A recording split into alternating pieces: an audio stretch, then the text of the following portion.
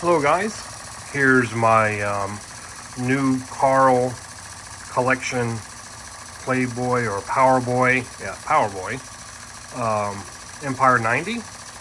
She came to me in pretty good shape. I've cleaned her up, polished, removed the lacquer off of the copper tank, repolished it.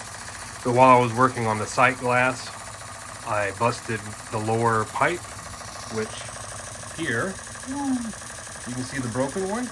And then you can see a new one that's created by Paula from the Office Esteem forums. She made me 3 of them. I'm using one and I have 2 as a backup. Broken, not broken. Broken, not broken. Gorgeous.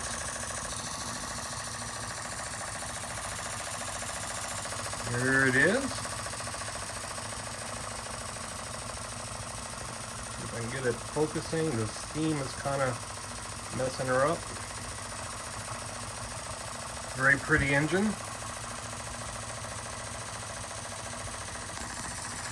Whistle sounds great.